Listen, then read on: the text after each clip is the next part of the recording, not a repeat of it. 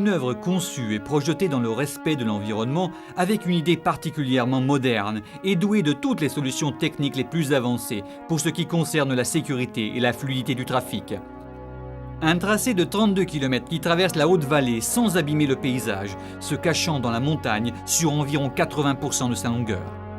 Le premier tronçon de Aoste à Courmayeur de 27 km est déjà actif avec la totale approbation de la population et de toutes les associations locales.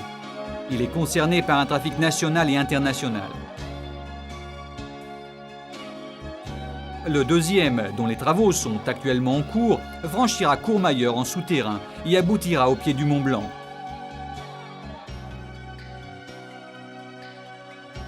Sa réalisation et sa gestion sont confiées à RAV, société constituée par la Société italienne pour le tunnel du Mont Blanc et par la région Vallée d'Aoste.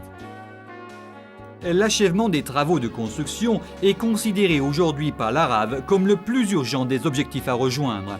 En effet, l'œuvre est fondamentale pour la sécurité du trafic, pour la sauvegarde des centres touristiques de la Haute-Vallée et pour l'économie de toute la région.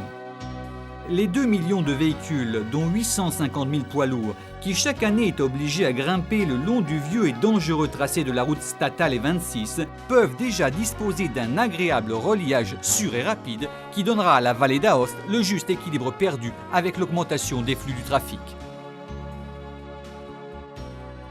La construction des longs tunnels a eu lieu en tenant compte de plusieurs typologies et systèmes de bâtiments pour mieux connaître les complexes arrangements géologiques des zones prises en considération. Pour le rangement de la grande quantité de matériaux inertes produites par les excavations, on a mis au point un plan rationnel d'écoulement, en réalisant des levées sur le fleuve Dora et en récupérant les aires exploitées par les précédentes activités d'extraction des pierres. On a prêté beaucoup d'attention aux installations technologiques qui doivent assurer la sécurité et l'information aux usagers. Un réseau de monitorage reçoit les données relatives au trafic, aux conditions météo, aux paramètres d'ambiance des tunnels et à son tour les envoie à la centrale de contrôle où ces données sont élaborées par le principal ordinateur. Des employés spécialisés opèrent avec cet ordinateur qui est à même d'optimiser par exemple la ventilation dans les tunnels, de signaler aux usagers les conditions de la chaussée et d'intervenir en cas d'accident ou de conditions anormales du trafic.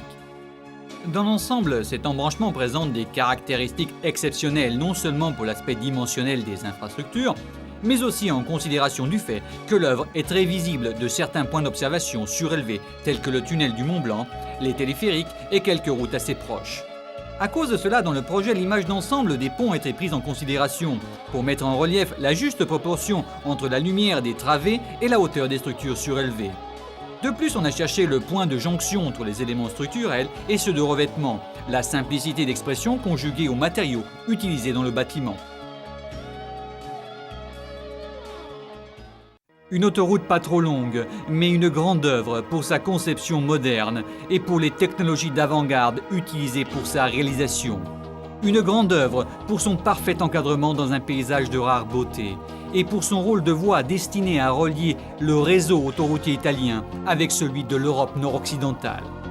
L'autoroute Aoste-Mont-Blanc, une grande œuvre réalisée par RAV, fruit de la collaboration entre le groupe Autostrade et la région Vallée d'Aoste, une voie sûre et rapide vers l'Europe.